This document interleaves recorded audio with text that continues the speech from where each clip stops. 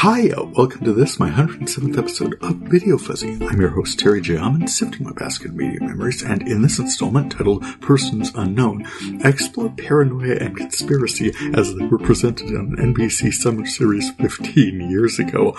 How quaint. I share a few selections from my recent reading list, plus 7 Dials, Knives Out, a few House Judiciary hearings, and from 2025, Ping Pong. Welcome to the show. He doesn't have it on video, does he? We'll find out together on VideoFuzzy. A year into our move to Utah, I feel like I may have low-key retired. Not much available, no interviews when there is. Home sale obliterated our debts, our bills are covered, so I haven't fret over much about it. In the meantime, we're enjoying our second winter here, which, as a lifelong North Dakota, I am finding to be adorable. Temps in the 20s, barely any snow. Summers are brutal, but I am so enjoying the 9 months of fall we get here, so just keeping myself busy. And now, VideoFuzzy presents Fuzzy Feature. Persons Unknown. I've mentioned it before. I had determined once the entire series showed up in my collection, I would dig into that NBC short-run summer series, and as of this cataloging, it has, so let's dive in.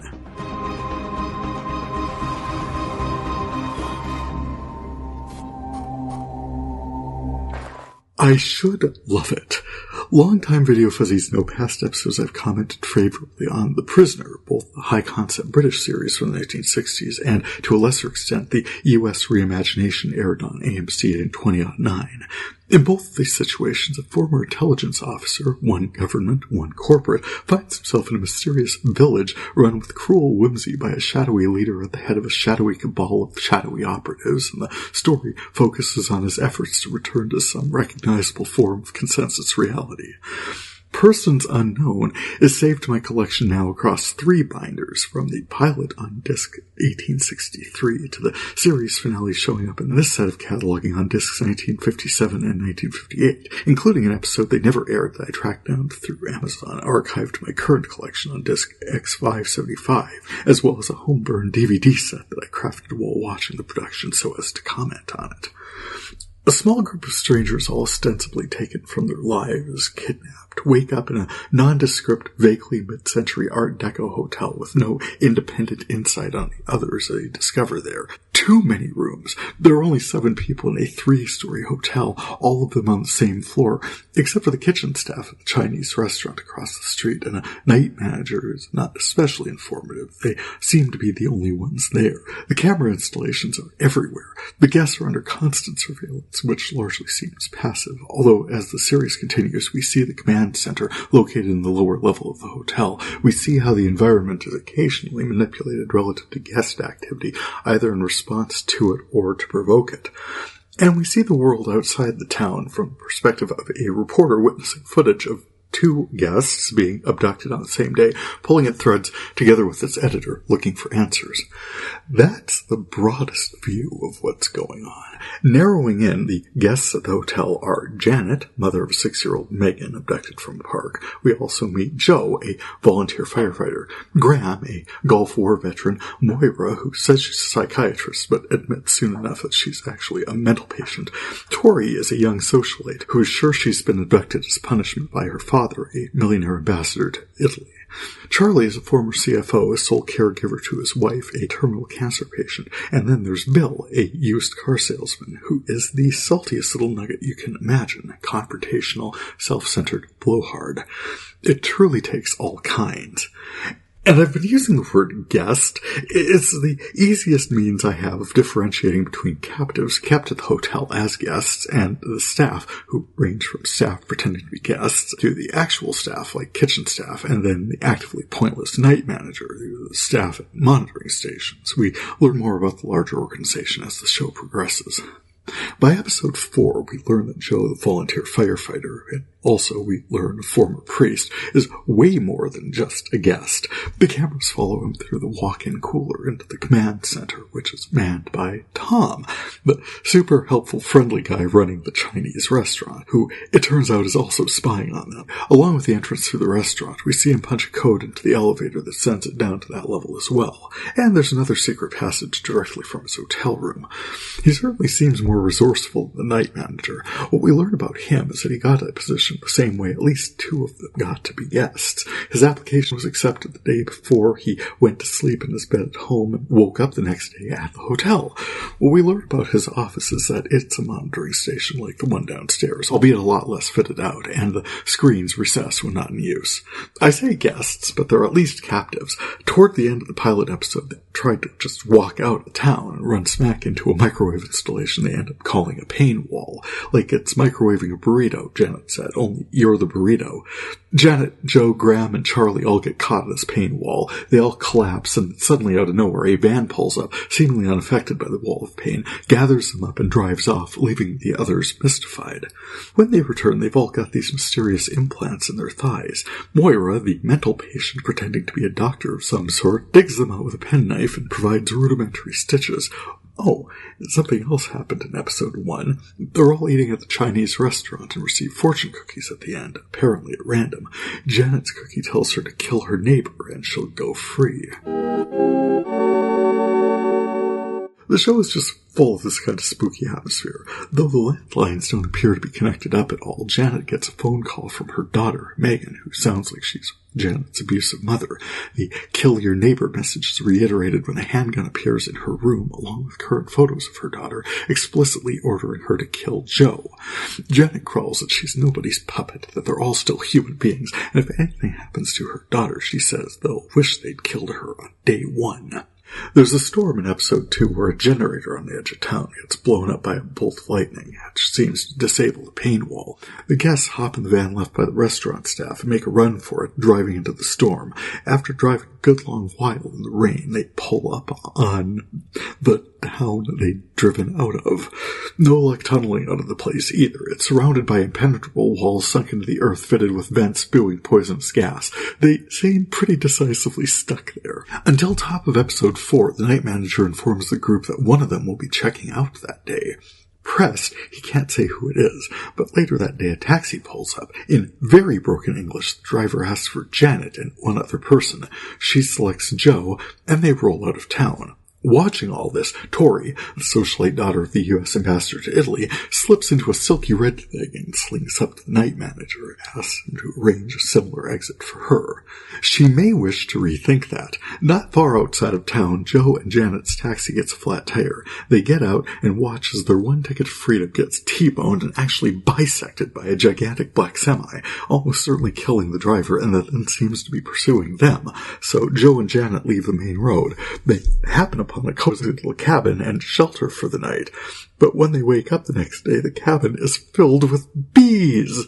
Moving very carefully, they manage to escape the swarm, and walking along the road, they aren't terribly surprised eventually to find themselves back in the town.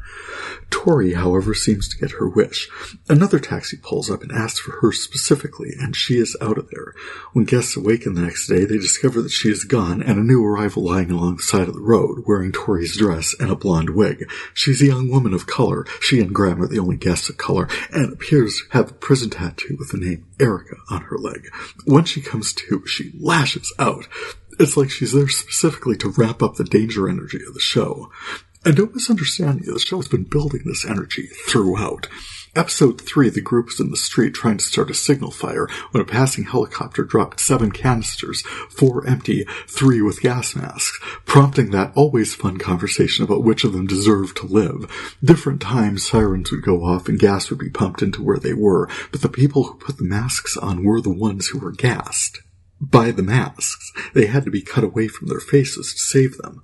So, that's pain walls, dye implants, impromptu surgery by a mental patient, bees, poisonous gas, Jenna getting trapped in a bank vault with violent and very agitated ex-con. We learned that Joe is some odd combination of staff members stuck reluctantly playing a guest, and Jenna has been asked twice to kill someone, specifically that she killed Joe, and she'll be set free. There's other psychological weirdness as well. Bill, that salty nugget, sees a video of Charlie murdering the wife he's so gung-ho about getting back to, and he just starts needling Charlie about it, blackmailing him for position, for power, until Charlie lashes out and nearly smothers him with a pillow. Then Erica beats Bill up and takes his clothes, which was satisfying, but still. Oh, the day a handgun appeared in Janet's room, a monarch chrysalis appeared in Tori's room. Zero explanation. Like I said, Tori is sure she's in the town as punishment by her father, the ambassador. Once Tori leaves town, we follow her story very briefly. When next we see her, she is lying on her back in a Roman fountain, apparently deceased. However, Moira is shown video where Tori is reunited with her ambassador father, and everything's great. There's a lot of highly relatable emotional manipulation going on for the guests. Along with everything I mentioned, there's bars that drop down over the windows, the elevator sometimes doesn't work, the guests all find body bags in the bank. 6 of them.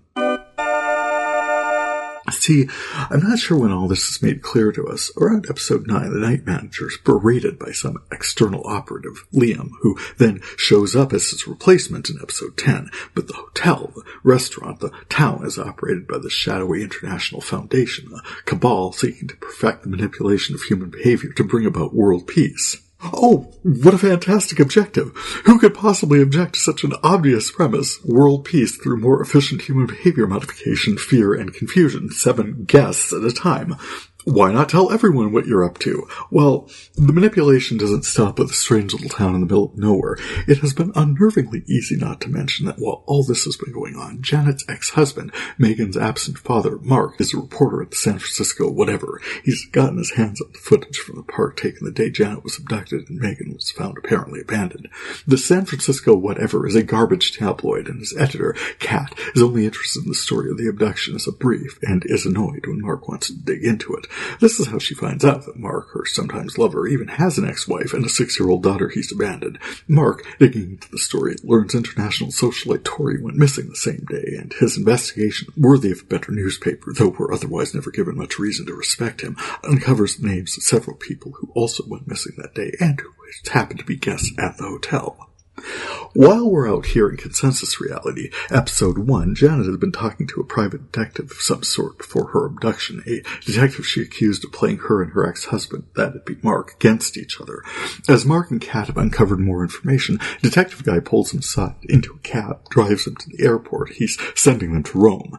You recall that's where Tori's body was discovered, yeah? Where Moira thinks she's alive and we're all pretty sure she's dead? Well, they go to her funeral, why not, and meet Stefan. I guess he was in love with her, and doesn't know how, but Tori and the ambassador were mixed up in some international conspiracy that following a dust-up and a shootout at the funeral. Mark and Kat are hustled into transatlantic coach aboard Crying Baby Airlines and find themselves in Mexico somewhere, same town Joe had been a priest, and meet with an insane woman who guides them to the woman Joe had been in love with before he was abducted by his replacement priest calls the Azules. Henchfolk he dismisses as local superstition.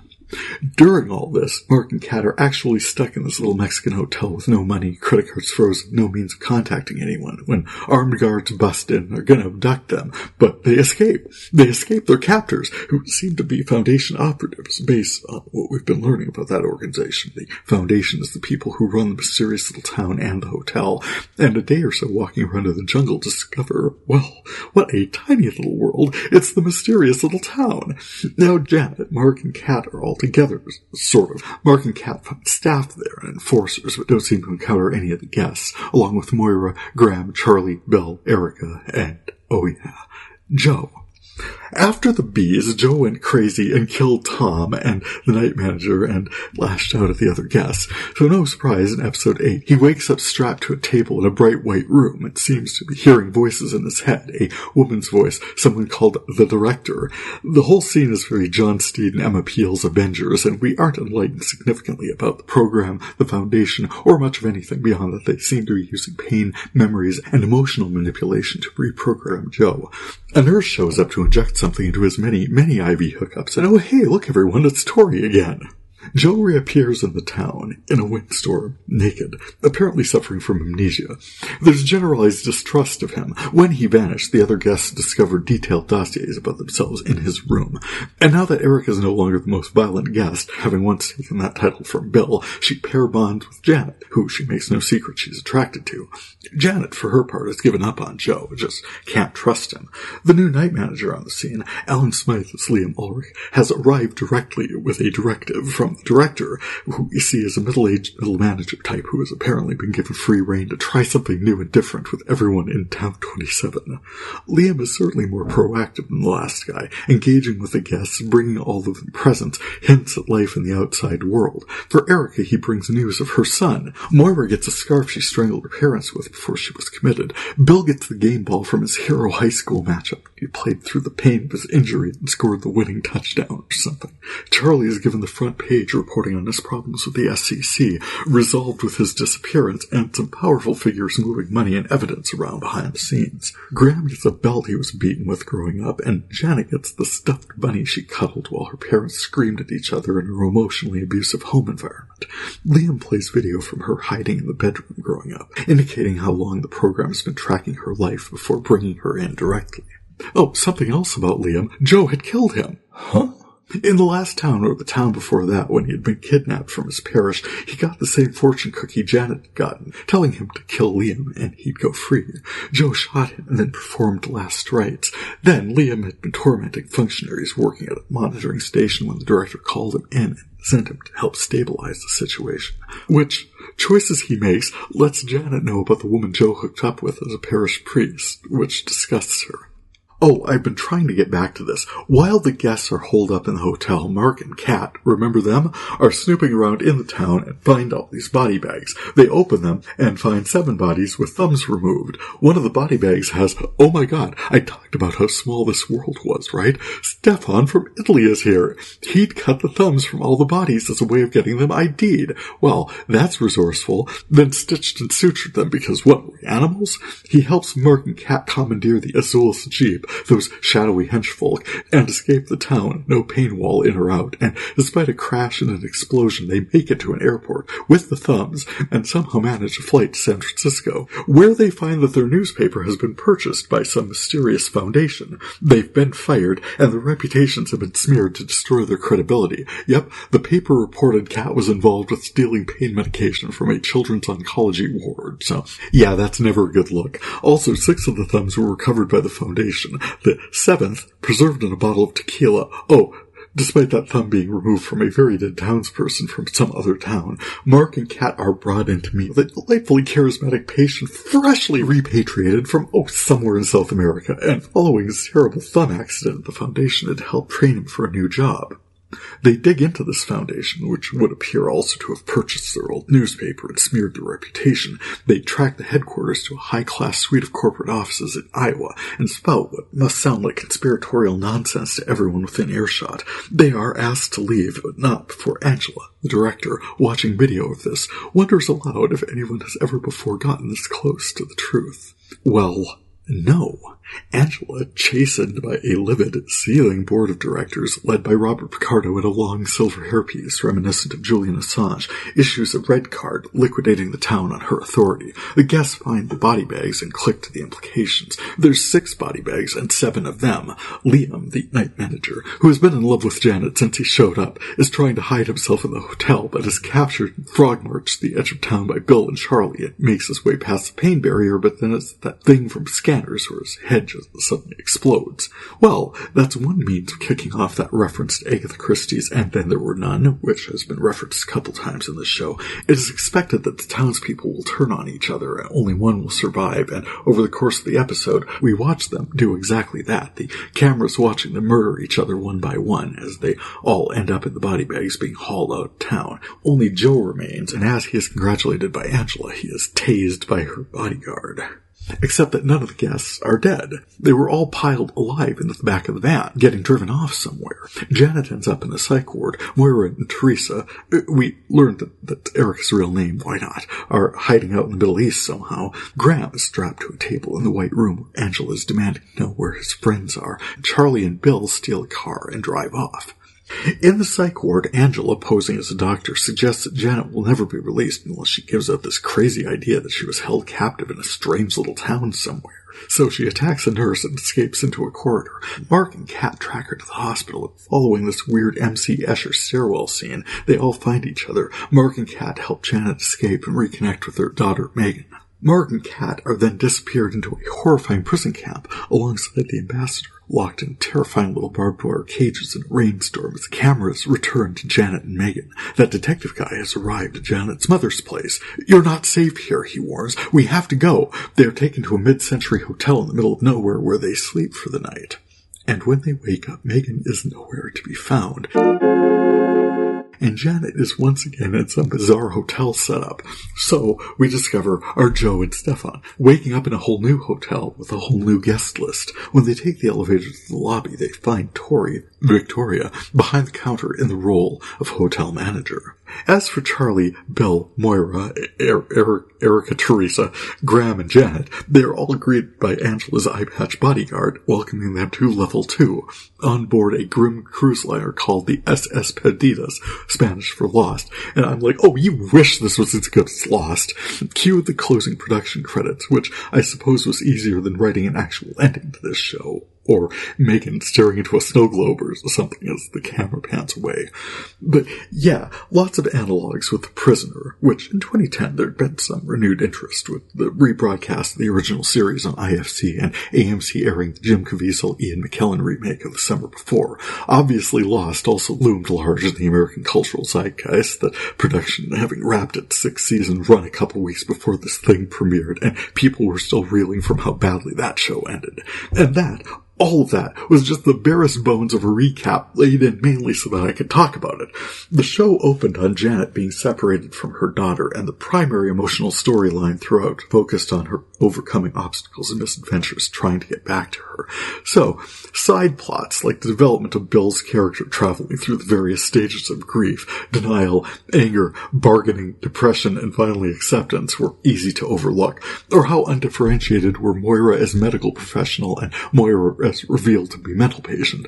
They never really did anything with the process while she was creating in her room. By the time we learned what got her committed, murdering her parents, she'd still the still, calm, meditative, centered person who surprised us in the body bag episode, attacking Joe, Graham, and Erika Charissa, when they ultimately revealed that was all the guests play acting so they could all escape with their lives. It made a lot more sense. Any development we saw with Bill was blunted by how loud and annoying he was written. His character was meant to be a used car salesman, and he leaned into that smarmy, loud, abrasive, very self-involved, as well as devious, manipulative. After he was shown a video making it look like Charlie had murdered his terminal cancer patient wife in her sleep, he tried leveraging that for, startup investments for ridiculous licensing schemes, or maybe Charlie could just give him millions of dollars to keep his mouth shut in the face of the absolute zero proof that he had. Suddenly, Charlie smothers Bill with a pillow when he releases him. Points out maybe his wife didn't have cancer at all. Maybe he killed her to finally get her to shut up.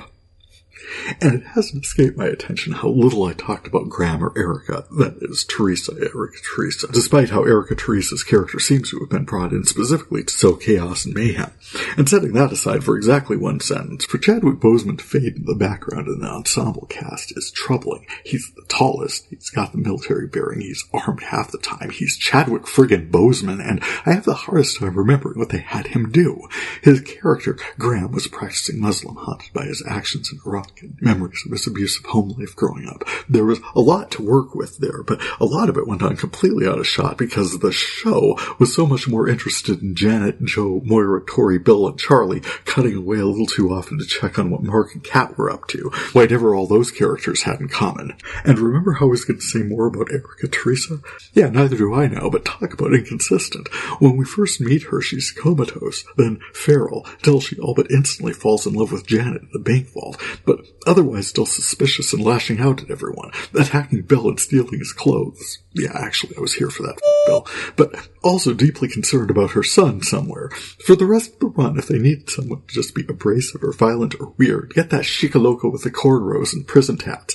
Final episode, 20 seconds of her hiding out in some Moroccan street market wearing a floral-printed bedsheet like she and Moira were escapees from a Lucy sketch, was the vaguest swipe at closure before we eventually saw her pop out of her hotel room with the rest of them aboard the SS What the Hell. But yeah, the show got a lot of mileage out of the fact that none of them know where they are or who anyone is beyond what they've shared about themselves, and the globalist nature of the operation satisfied some paranoid fantasies being cultivated through this era that corporatist installations of world compliance are starting in the hinterlands of South America with long-term goal of lulling us all into some worldwide thrall, half a dozen at a time, which turned out to just be an app on our phone that demanded we douse our bodies with ice water and eat Tide Pods. The overarching structure of these intricately planned Twilight Zone towns, where they were the only people in a 3-story hotel. The shops were abandoned, staff were shuttled in every day to operate a Chinese restaurant that also connected directly to the nerve center of the operation. The town ringed with concrete substructures fitted out with vents set to release poisonous gas just in case anyone had the bright idea to spend a week tunneling to freedom. That if people did escape via taxi cab, the cab would be crushed, they'd spend the night in a cabin full of bees. That once people leave, they're both alive and dead with video proof of both outcomes. I mean, it's The Prisoner. Both versions of it. The 1960s one that's a madcap village somewhere in the English countryside, and the one where they're all trapped in the mental construct of Ian McKellen's comatose wife. I kept trying to discern what the writers were actually trying to say, and they built this idea that they'd been visually monitoring Janet from when she was a child, creepy, through her relationship with Mark and this remarkable child that they produced. As they reiterated from one of Janet's and Joe's first conversations, Janet said Megan was 6 years old going on 40, that she was so good at getting people to do what she wanted them to do, and this idea that the program had somehow brought Janet and Mark together to create this very child. And how many people were they doing that with? The towns were numbered at least as high as 27, and the functionaries were all anonymous workers in blue coveralls, running around doing the Foundation's day-to-day bidding. It all read centrally planned corporate installations that, when we caught glimpses behind the scenes of the office environment of the program operators and the board of directors, quite stratified and disturbing. All of that having been established, there's a scene in Alfred Hitchcock's The 39 Steps where we discover that the sheriff out in the middle of nowhere is actually part of this dark international conspiracy that our heroes have been trying to thwart.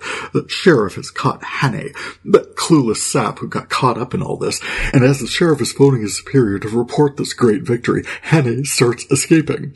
So the sheriff is chasing him around the office, frantically assuring his boss on the other end of the line that they've got Hannay. Yep, all wrapped up, everything's gone perfectly according to plan, as he's like, tickety-boo, as he leaps from the window into the night.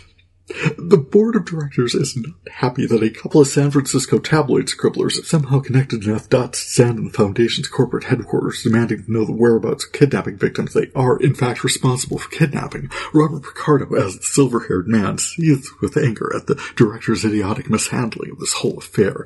You know, despite the fact that the people they pulled in for this were apparently chosen for how psychologically remarkable their child was going to end up being, so at least on some level. Well, what it is a short summer run on NBC, which is now also a disc set on my shelf, and I was finally able to just kick back and explore this intriguing, if bizarre, and sometimes silly production over the course of which at least 4 people just fall hopelessly in love with a beautiful but understandably distracted woman for no other reason than the script demands they do so, and they end up tased, imprisoned, lost at sea, or their head explodes all over everyone. So, well, we got that message in here as well. Persons Unknown, everyone, and yep, that was absolutely a short-run series of stories and images that crossed our screens during the summer of 2010. I associate many things with many things. Cross Connection. Whatever the quality of the storytelling itself, Persons Unknown represents, about 1 million cross-connections throughout my collection, as well as the mystical centers of my media collection, identified as 6 Feet Under, Studio 60 on the Sunset Strip, Ryan Murphy Productions, and Joss Whedon Productions, or Studio Whedon Productions. Murphy Swamp. We watched Charlie's transformation from disgraced CFO, terrified husband, desperate to get home to his wife, to grieving widower, to, in fact, probably he murdered her. Well, that was Alan Ruck, Cameron from Ferris Bueller's Day Off. Ruck was in Drive with Whedon Recurrent and Nathan Fillion. Janet was played by Daisy Betts, who had recurring appearances in Nathan Fillion production Castle and the Murph-adjacent Kathy Bates production Harry's the Law. Joe was Jason Wiles. I am showing him in Plain Sight and Criminal Minds, with a recurring role in Donald Sutherland Vehicle Commander-in-Chief. Sutherland was, of course, in the 1992 movie version of Joss Whedon's Buffy the Vampire Slayer. Graham was played by Chadwick Boseman. The Black Panther himself appeared alongside the Murph-tastic Angela Bassett. Moira was Tina Holmes, who appears all over in my collection, but in particular as Maggie in 6 Feet Under. Kate Miner as Tori. I'm actually a little surprised that she hasn't been in a dozen horror films. Harmony? I'll be the victim all your life. Thank you both, Mercedes McNabb and Christina Ricci from Tim Burton's Addams Family Values. I'll actually have to check out. She got top billing in the low-rated A Podcast to Die For in 2023, and even lower-rated Stay Safe in 2025. Maybe give that a pass. She's got some range, though, and shows up in my collection in Ugly Betty, Life, Grey's Anatomy, and The Campaign from 2012, along with Murph creature Dylan McDermott. Continuing with our top cast was Sean O'Brien as Bill. Oh, he's been in a ton of horror films, and yeah, that's exactly why I've totally heard of Sean O'Brien from Shift, Nyctophobia, Traumatica, Purgatory Station, Missing, The Veil, Rust Creek. Okay. Well, he recurred as an NSA agent in the Has Fallen franchise, but yeah, there can't be much this guy was saying no to. Certainly not Persons Unknown. He's in my collection in Flash Forward, Leverage, Bones, Superstore, and also Ryan Murphy Productions in Glee, 911, and Lone Star 911. Candace McClure played Charissa, or Erik, or Erica Teresa, or Teresa who tattooed her cellmate's name on her thigh, and when people called her that, she did. Oh, seriously, who cares? McClure stood out to me as appearing in Motherland, Fort Salem, an intriguing alternate universe in which witchcraft is real and witches are in charge. A strong production, I thought, and a whole bunch of stuff, actually. But probably easiest connection is through Battlestar Galactica with acknowledged golden thread Mark A. Shepard of Supernatural, who was Badger in Joss Whedon's Firefly. In other connections, I mentioned Robert Picardo in here, more usually on my screen as the Doctor from Star Trek Voyager. I found Barry Bostwick in an episode of Cougar Town, perhaps more famous for his role in the Rocky Horror Picture Show, which is also archived to this set. I highlighted Chadwick Boseman's appearance in Persons Unknown. He's also in a first season episode of The Glades that turned up in this set. I found Golden Thread Chai McBride of Pushing Daisies appeared in 5th season Prison Break episode of Psych, and Aldis Hodge, more usually of Leverage, I found in the two-part 2nd season finale of Supernatural. Speaking of Supernatural, this was a strange connection, but in both the 2007 episode of that show and a 2010 episode of USA Network's Covert Affairs, it turned up in the set of archiving, shared the title with Led Zeppelin's What Is and What Should Never Be. Though, to be fair, except for the pilot episode, the writers of Covert Affairs named all the first season episodes with Led Zeppelin songs, so the odds were higher. Just stood out as all. Like when GPS eccentricities contributed to plot developments in Persons Unknown, The Glades, and Flash Forward all around the same time. Also appearing in the 2nd season Supernatural, archived to this set, was Chris Guy, more usually in my collection Sci-Fi's Eureka. I found longtime Whose Line Is It Anyway superstar Colin Mochrie in an episode of the IFC broadcast Kids in the Hall 2010 miniseries Death Comes to Town. Danny Strong of Buffy the Vampire Slayer made his debut appearance in a 4th season episode of Mad Men. Acknowledged Golden Thread John Billingsley I found in the 3rd season episode of Leverage. And this was delightful. The 1st season finale of Community turned up in this set, featuring Erik Charles Nielsen as the flamboyantly present Garrett Lambert. My hubby Ralph and I were watching recent episodes of Jeopardy, and I casually mentioned I couldn't wait for that guy to play this Erik person in the movie version. We both laughed, and then during player introductions the next day he mentioned that he did in fact play that exact recurring character from Community. So, yep. Clearly memorable, and fun to see him again, however briefly, and as his IMDb points out, 2 appearances in Jeopardy as well. Finally, a behind-the-scenes clip from James Gunn's Peacemaker included an interview with choreographer Charissa Barton. It was mildly interesting given how complex and character-driven that opening dance sequence was. But then she mentioned working the dance moves with her husband, Alan Tudyk. Bells just went off in my head. Seriously? I'm looking at her and what she's saying about the production, her part in it, shaping it, so entirely an extension of the first season, yet so completely reflecting this universe, and all I could think of, oh yeah, I can see, I bet y'all are a good match for each other. And of course Alan Tudyk is much more than Wash from Firefly. I've enjoyed him so damn many characters, but Wow, that was not a connection I was expecting to learn about with this little behind-the-scenes highlight, but it was so cool that I did. Now on VideoFuzzy, a fond reflection. And January 2026 wouldn't be complete without an absolute kick in the teeth. Moira Rose, Delia Deeds, Catherine O'Hara is all over my collection. When I heard the news, I clicked back to the 6th season premiere of Schitt's Creek. Not the wedding ceremony, gods. What an entrance, though. No, the premiere entrance. The entrance is among the best comedic entrances I've ever encountered. We're still in the motel. We have the flimsy plasticine closet doors, and Moira Rose has sequestered herself from any bad news about the crows have eyes, and between Eugene Levy coming in to help her if she needs and the camera panning at exactly the right speed to show us the flapping door situation before they release and Andy Warhol just comes tumbling out of the closet. Catherine O'Hara.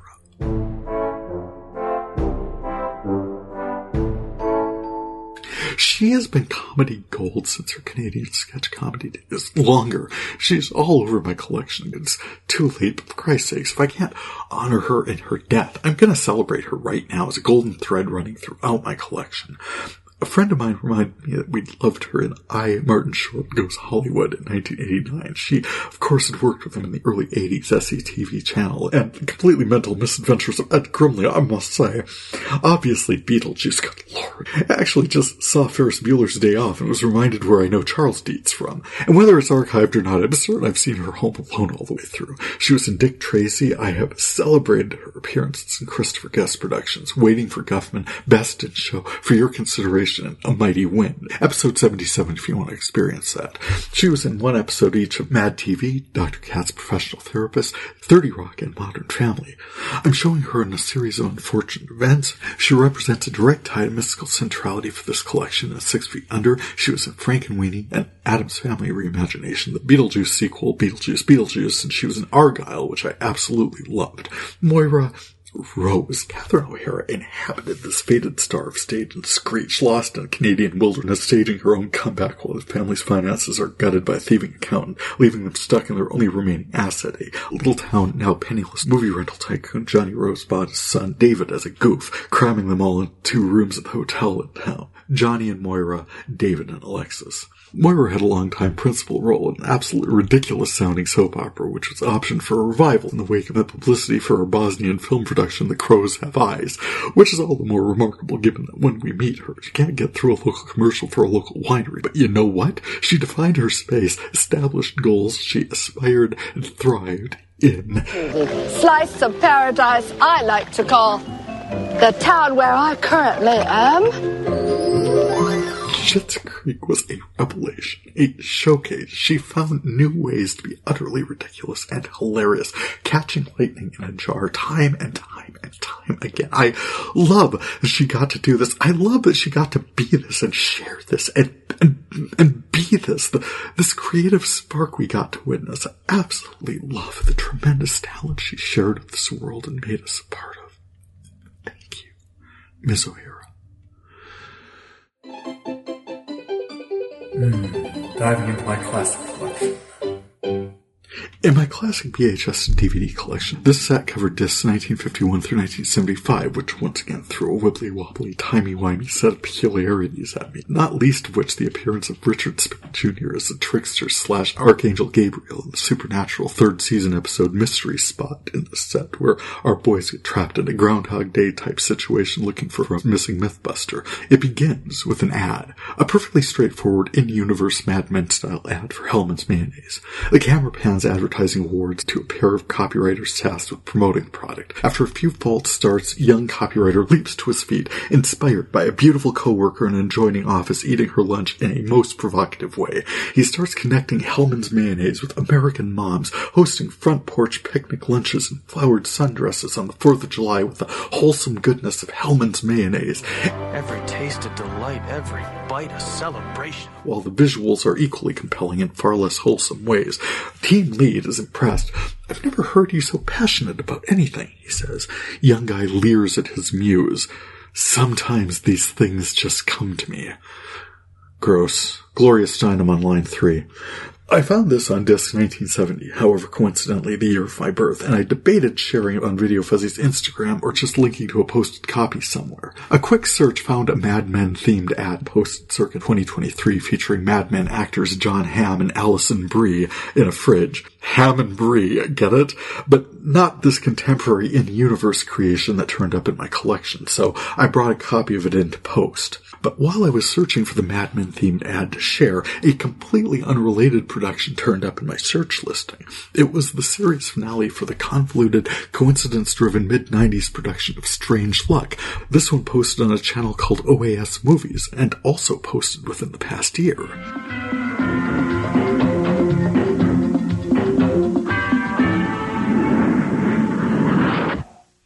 Last episode, episode 106, Nerd Show, I recounted the strange series of events which drew my attention to the Videos and Memories channel, where I found episodes 1 through 15 of this long-sought production available for viewing, and the 2 missing episodes from that collection, which, as I'd pointed out, seemed otherwise to be hopelessly unavailable. Well, a quick scan of this channel, OAS Movies, showed me that, in fact, both of these episodes had been posted there. I called them up and quickly added them to my current collection before some new obstacle cropped up. So crazy random happenstance. Despite it being unavailable anywhere commercially, or at least anywhere I've thought to look for it, I now have the entire series archived in my collection, thanks to 2 different media collectors. Thank you both. And all because of a crazy high-concept Hellman's commercial some clever boots, perhaps while high, conceptualized specifically to run during a 2010 4th season episode of Mad Men. Oh, and don't track down the Alison Brie and John Hamm commercial from 2023. That was definitely written and possibly directed while high. Oh, and speaking of advertising under the influence, the other commercial I saved to VideoFuzzy's Instagram is what looks like a very local commercial for Quiznos, cat-headed people playing metal guitar while trippy Ross-themed cats and dogs sell us value menu items. The commercial showed up on disc 1955 during an episode of Royal Pains on the USA Network, very pharmacologically coded, threading through the tune 3 Blind Mice, images manipulated to appear as though the cat-headed guitarist has included pelvic thrust in its performance. Neither of these ads appeared to be available for me to link to anywhere, so both have been added to VideoFuzzy's Instagram, and you can see for yourself. Oh, that channel was OAS Movies on YouTube, if you'd also like to see the final 2 episodes of Strange Luck.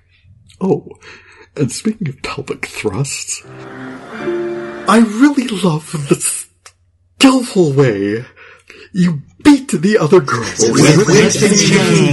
to the bride's bouquet. Yes, let there be lips.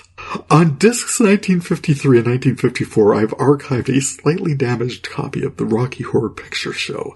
Tim Curry, Susan Sarandon, Barry Bostwick, Richard O'Brien, Patricia Quinn, Little Nell, Peter Hinwood, Jonathan Adams, Meatloaf, Charles Gray, and all our unconventional conventionalists gathered as the storm clouds, dark, heavy, pendulous, just come up to the lab and see what's on the slab.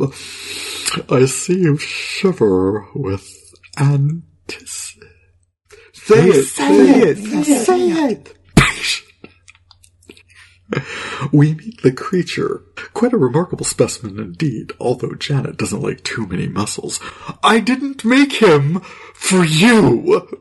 Though she, Brad, and their charming underclothes garner Frank's attention all the same as the evening's festivities drift from the lab, to the bedrooms, to the dining hall, and ultimately to the floor show, a final tragic misunderstanding closing on a classic film reference, setting a fine point on the dangers of meddling with the natural order of things. My own Rocky Horror cherry was popped when I was 18 years old, maybe in the best way possible. A group of funsters from my dorm inhabited these characters. Turned out I was living right next door to Frank, Magenta, Riff, Eddie, and Columbia. I had no garb myself, but I did have a fantastic time. Since then, I've been to a couple of midnight showings, always fun, but I honestly had the best live experience in Well, I've mentioned him before, my theater friend Jay Minot, he of the generous gift of James Bond on VHS. Yep, that guy's living room. He'd actually committed all the call and response audience participation to memory, and while the group of us did not run with messages or newspapers, flash JANET placards, throw toast, or squirt water pistols in the man's living room, we were regaled with impeccably timed taunts and japes throughout, all the way down to clearing the fog and getting that closing screen spinning. Delightful.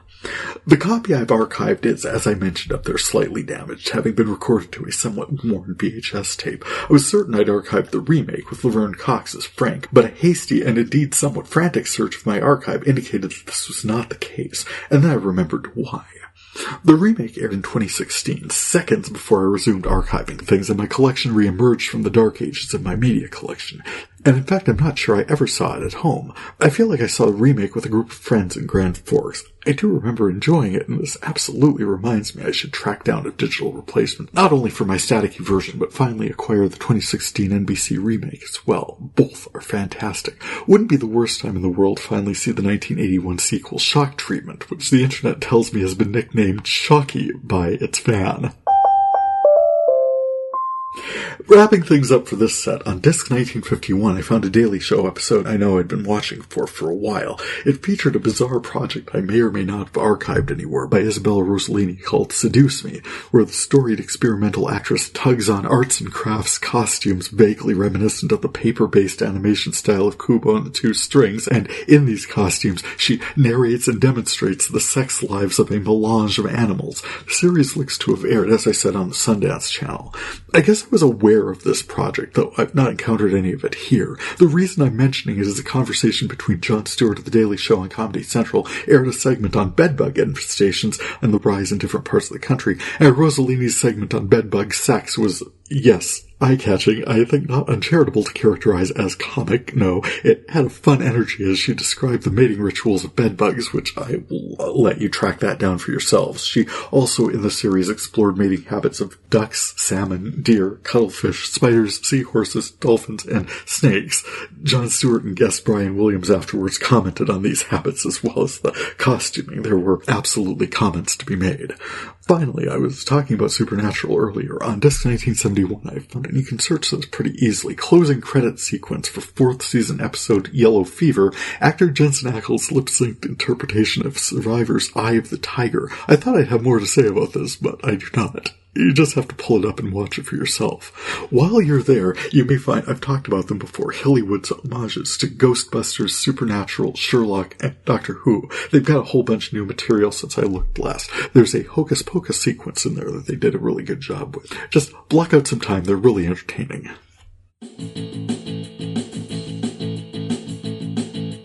Checking out my current collection. Not gonna lie, this has been an unusual set of direct-to-digital recordings. I mentioned archiving the first 15 episodes of Strange Luck from Videos and Memories channel on YouTube, then quite by chance happened upon the final 2 episodes on the OAS Movies channel. Well, since writing about that, I've had a chance to watch those, and it seems like the show is all set to pivot off into some whole new direction.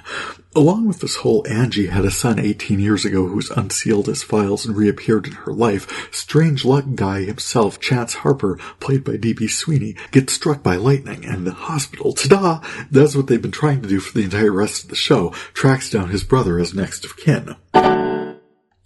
The two of them together land in the crosshairs of a shadowy cabal that, among other things, plotted the long-ago plane crash from which Chance was the sole survivor, and had been tracking their missing father for 30 years. He ultimately had to emerge from the shadows to rescue them. The writing was a bizarre combination of what will they do next? And that's all, folks. A very slapdash search for any insight whatsoever turned up. The show page at IMDb had a broken link to TV Guide. There were a couple of in-show references to the X-Files, which was in its 3rd season by then, and a Strange Luck-style storyline turned up in the 7th season of that show, the Goldberg variation. But yeah, otherwise it seems to have just sort of finale'd off a cliff. A mistake subscribed me to yet another streaming service I'll probably hold on to at least for a little while. There's a little channel called AcornTV that runs cute little mysteries. A week or so ago, I was searching for the Netflix remake of A Seven Dials Mystery by Agatha Christie, and DirecTV joyously informed me it was available on Acorn. Well, yes, the subscription to AcornTV absolutely put The Seven Dials Mystery on my screen. The one from 1981. Yep, John Gielgud, James Warwick, and Cheryl Campbell as the indefatigable Lady Eileen Bundle Brent. Obviously, this was not the remake. This was the very, very British version, reminiscent of nothing so much, to me at least, Doctor Who productions from that era. Oh, and I have got a streaming challenge to tell you about on that score. But I figured since I paid for the subscription, I may as well watch the thing.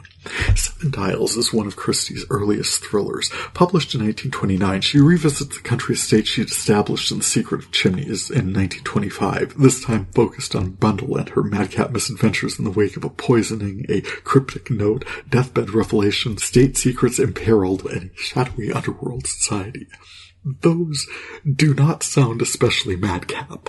Shoring up that joie de vivre is Lady Bundle, who is a vivacious and inquisitive force of nature, sparkling parties, driving too fast, sneaking into cupboards to overhear diabolical schemes. She really is one of Christie's most fascinating creations, and despite some of the most ridiculous coincidences, brings the whole story together. Since I have Netflix anyway, I tracked it down properly and enjoyed the 3-part 2026 remake. I did notice showrunner Chris Chibnall, for whom I had much higher hopes when he took over for Stephen Moffat on Doctor Who, but what mainly stood out to me was the backstory he included from 4 years earlier. I'm not saying it was done especially well. The murder arranged in the bullfighting ring was ridiculous, but it did give some structure to the storytelling that made this crowded cast and complicated story somewhat easier to follow. Helena Bonham Carter is the only person I would mention before Mia McKenna Bruce as this show's Lady Bundle, and that is because her character, Lady Caterham, was so delightfully elevated in this version of the story. A 3-part production allowed this story to evolve and breathe and explore deeper, more exciting connections that I'm not 100% certain are borne out in the original text. It's been a while since I read the thing after all, but I will say it came together in the end and drove to a towering conclusion. Speaking of mysteries, I was so excited to see Knives Out 3 Wake Up Dead Man when it aired on Netflix. I blocked out the afternoon and settled in. I've been encountering mysteries lately that seem to front-load the narrative. I got a book report coming up that explores this a bit. In Wake Up Dead Man, we are introduced to our primary point-of-view narrator and his impressions of the field of suspects. Josh O'Connor is Father Duplessis, the priest who has taken over for the deceased. Josh Brolin is Monsignor Jefferson Wicks, a hell and brimstone firebrand who's went a declining parish down to a tiny flock of adherents, including a blogger as foster mom, parish doctor, a failed author, chronically ill cellist, a groundskeeper, and Glenn Close as church clerk and organist. Wicks preaches openly antagonistic screed that drives any prospective new members away. The core group is fiercely loyal to him, suspicious of diplomacy, and when Wicks turns up dead in the middle of a service, eyes focus on diplomacy, but even in his relative proximity, it seems impossible that anyone could have killed him. However, given Duplessis' violent past, along with lore of hidden treasure and shadowy portents and resurrection, draw the attention of Daniel Craig as world-famous detective Benoit Blanc to the tiny parish. His investigation uncovers the truth, but in a final act of charity, he allows for redemption and mercy to guide the ultimate reveal. It's a worthy entry. I feel like the story would have benefited from another month in editing bay to tighten and sharpen it, while having a suspect write out his own version of events, which we then witness as he narrates, is absolutely a choice. It feels like one of the clunkier ones. Wake Up Dead Man, a Knives Out mystery, is on Netflix. I mentioned last time, episode 106, how Tubi had reorganized its availability of classic Doctor Who. That set of archiving is part of the set, and it is hopeless. When I post show listings in my blog entry for these, I lead some details. You guys don't need to know what timestamp things happen at, for instance. You don't need to know when a show continued from an earlier VHS tape onto a new one. I combine the entries. In this case, I've included the titles on the 2 discs I was able to archive any of these randomly streaming Doctor Who episodes, discs numbered Doctor Who 1 and Doctor Who 3. Since the disc I recorded Doctor Who 2 conked out completely, I had turned the screen off while recording was going on, which inexplicably affected the source signal. It was utterly ridiculous. But the discs that did record often encountered signal failure nearly every time the damn thing went commercial. In order to watch it, you had to legitimately sit there and manually restart the episode whenever it came back from commercial, which, in the case of Disc 3, happened at least 5 times while I foolishly left the recording unattended to novel concept Live My Damn Life. Bah. Finally, I was able to archive the 2 televised instances of Special Prosecutor Jack Smith's testimony before Congress, his 8-hour presentation posted at the end of last year, the somewhat livelier 5-hour conversation before the House Judiciary Committee January 22nd, in which I witnessed. All of this is my assessment of the hearing I saw. GOP House members asking agitated, confrontational, frankly obnoxious questions crafted as sound bites for use in right-wing media sources, while Democrats sought to the best of their ability to elicit what substance could be shared from the portion of his final report not constrained by judicial gag order.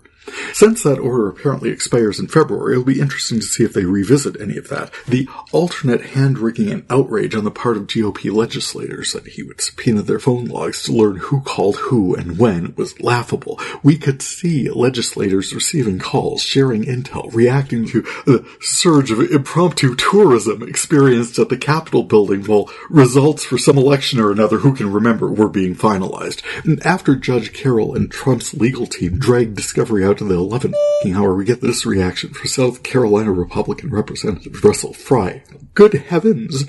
Having compiled 13 million pages of evidence, Mr. Smith, how could a defense be mounted in 5 months? That's 100,000 pages a day. That's 70 pages a minute. The vapors. I guess Representative Fry has never heard of staff. The vapors.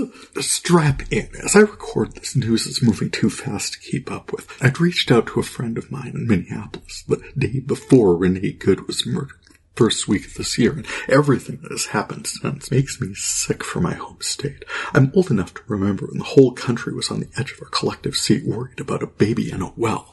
40 years of divisive cable news programming later, the prevailing attitude now is closer to, sucks to suck, shouldn't have fallen in that well, stupid bitch.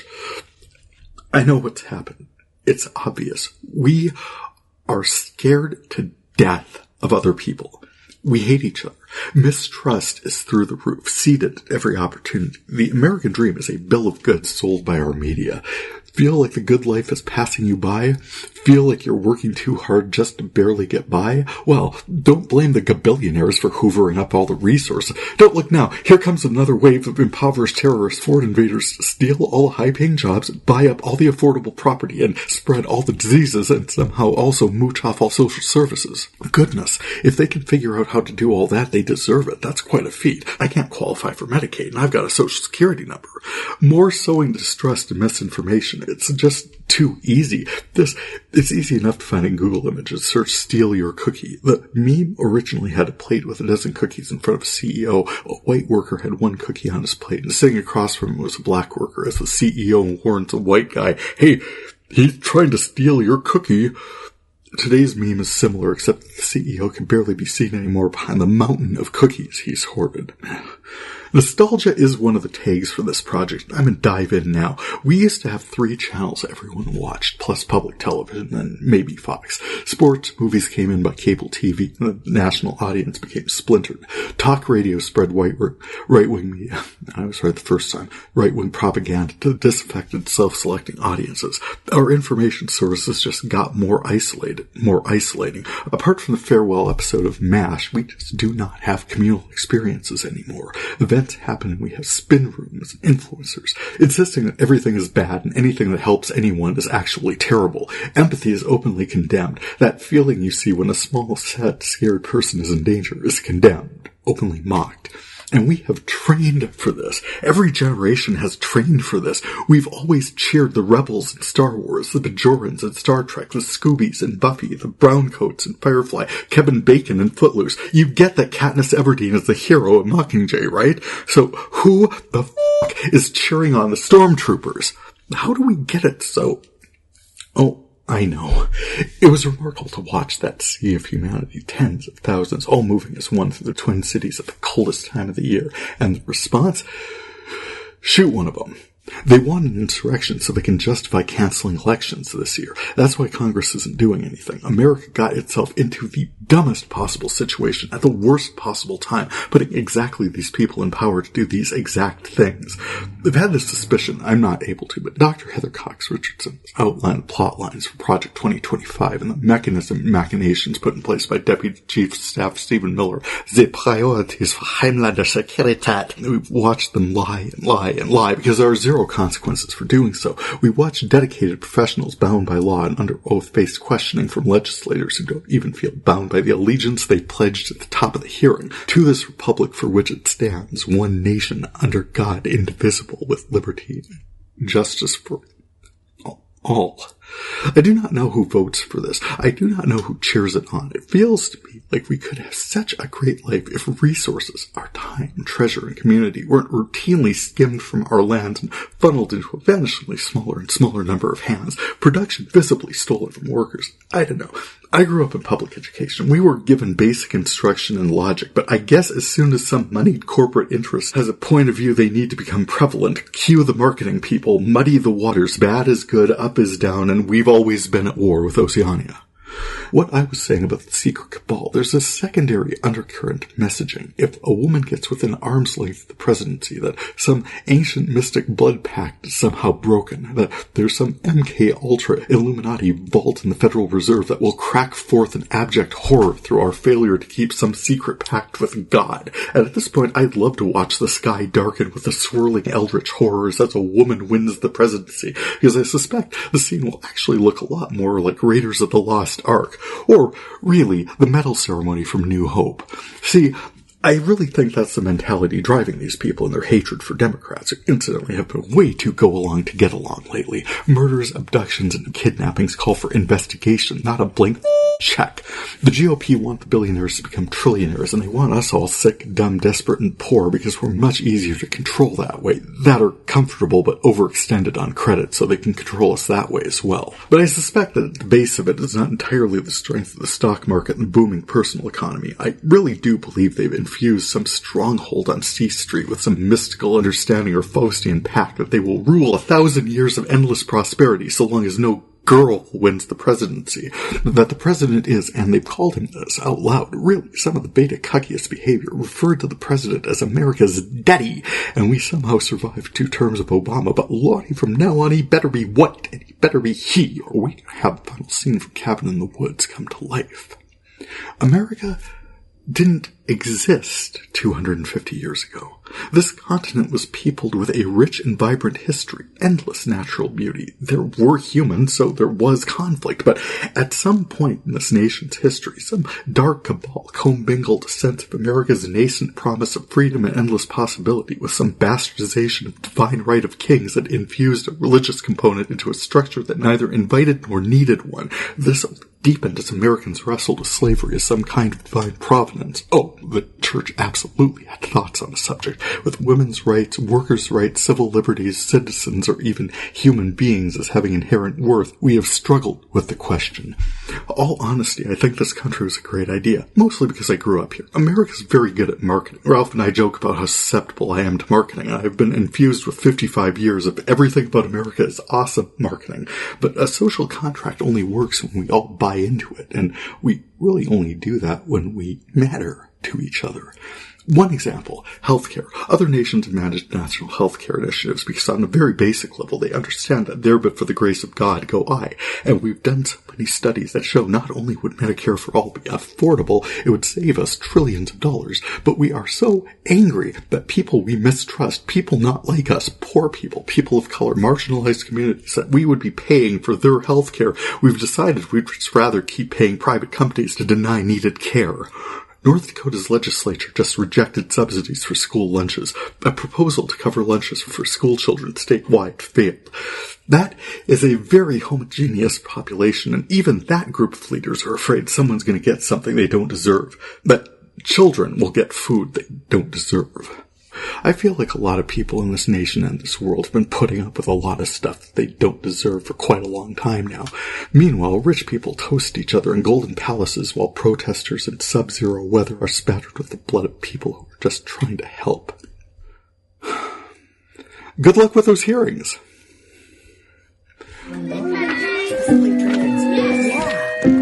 Attention, children, quiet, please. I read Book report.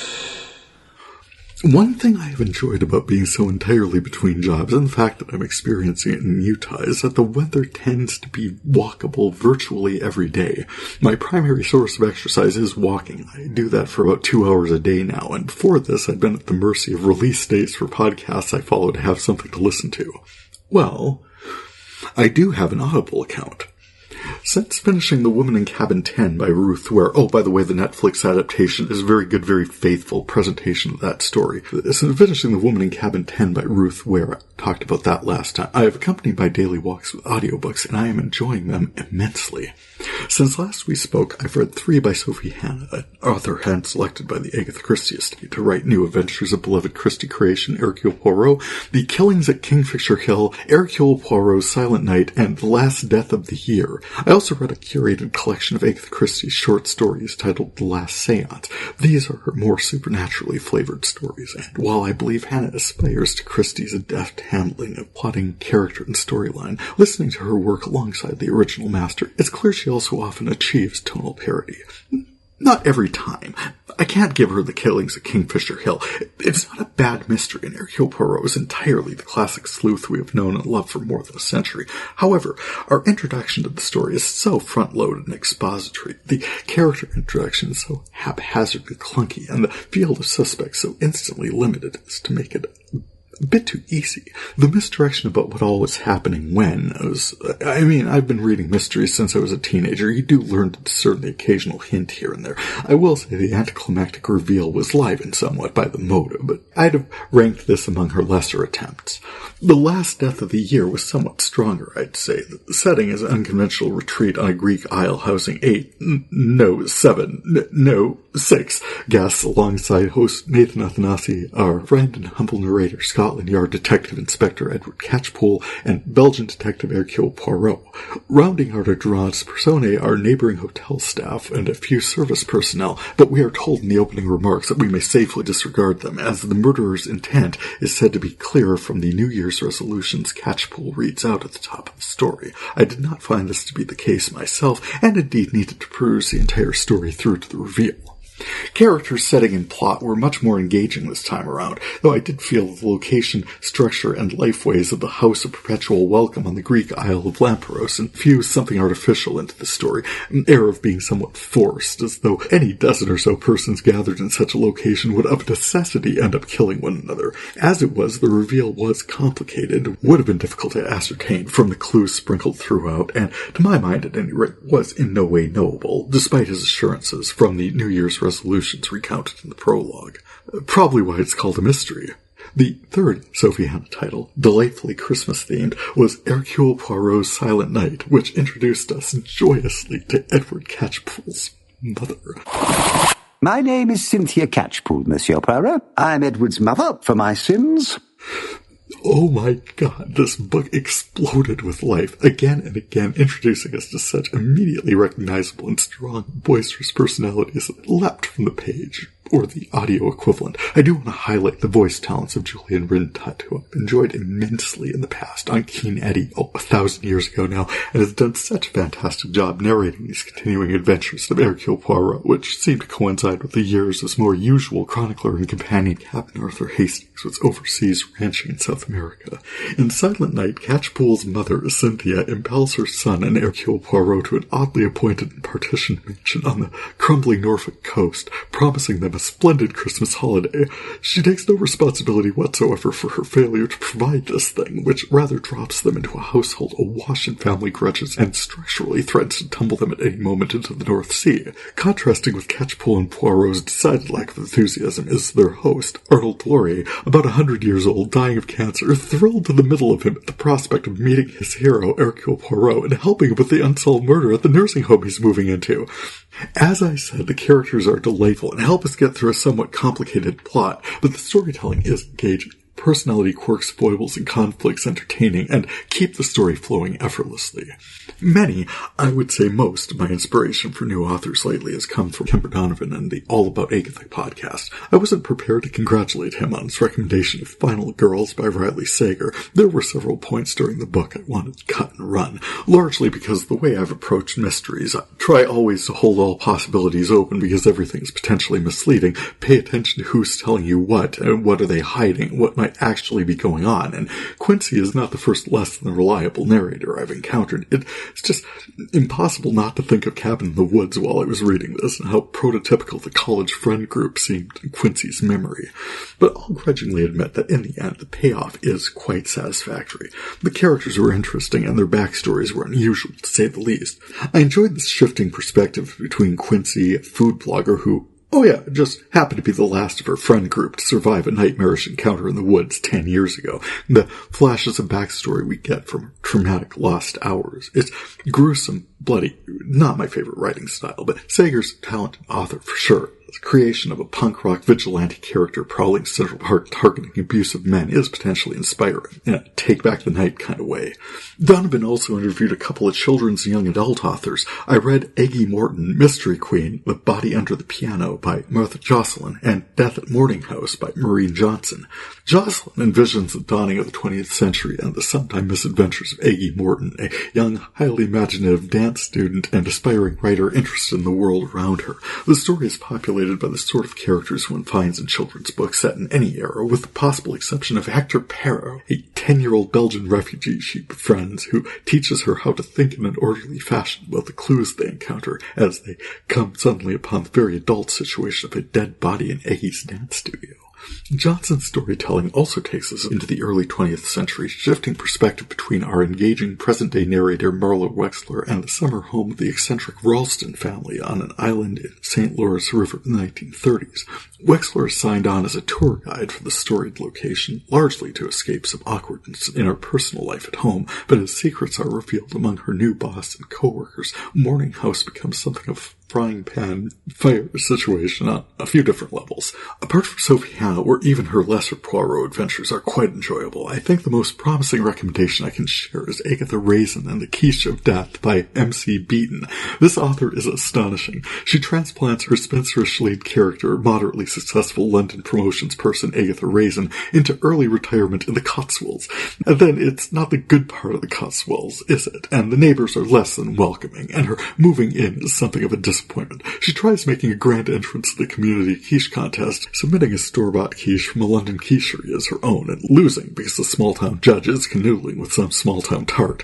And that would be the end of it, except he turns up dead, apparently poisoned by this interloping quiche. Agatha Raisin is perhaps the most entertaining amateur sleuth I've encountered since Miss Marple, and I promise you that is saying something. As she navigates village life and regional tourism, brightened by her plucky former promotions assistant, deliciously gay-coded Roy Silver, and some guidance by local constabulary, particularly in the person of Bill Wong, she discovers a knack for amateur detection. Though even with a flair for local promotions and a few shady connections along the way, she may in fact be too talented for her own good. I've discovered during this writing that this character has been adapted as a television series dating back to 2014 and available on AcornTV, which, I've subscribed to now. I think I'll complete the book series first. Beaton has a delightful tone of voice, and I'd like to experience her stories a bit more directly than is often possible even in long-running series. What I've been watching.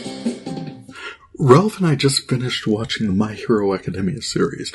After introducing us to the first-year students and the superpowers or quirks that are training and developing for use as licensed heroes, the story shifts to a clutch of superpowered villains seeking to destroy the world, secretly motivated by the polymath supervillain All for One. The conflict builds to a towering confrontation between UA Hero Academy student Izuku Midoriya, mentored by classic hero and UA teacher All Might, training Midoriya in the quirk he passed on to him, One for All, which through Midoriya's training is developed to incorporate the superpowers of past handlers of this ability.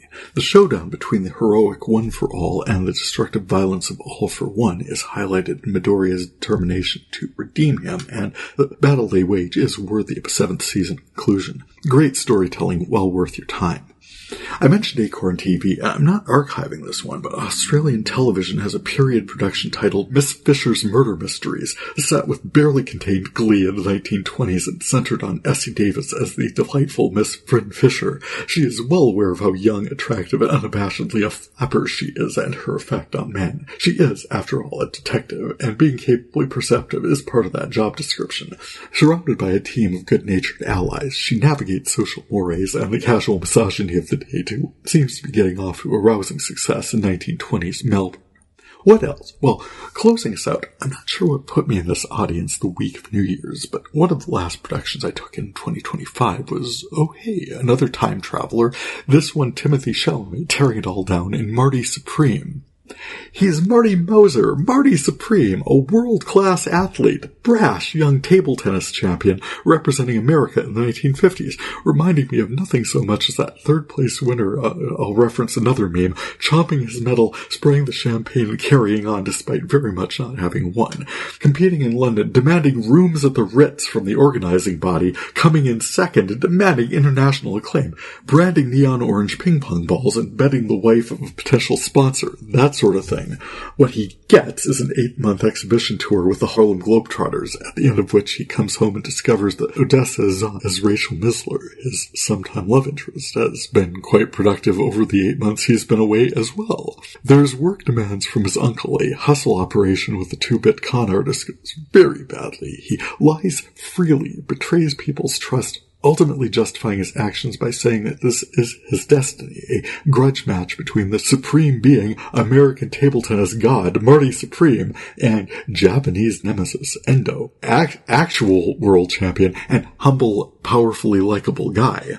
To be fair, the cameras didn't follow Endo around after his victory in London, digging into everything he did in the wake of his every probably not but possibly just as outrageous behavior that Marty got up to, but the cameras following Marty around could have been directed by David Lynch, with story by Quentin Tarantino. Writer-director Joss Safdie is a name to become aware of. Marty never found himself in a hole he couldn't make deeper.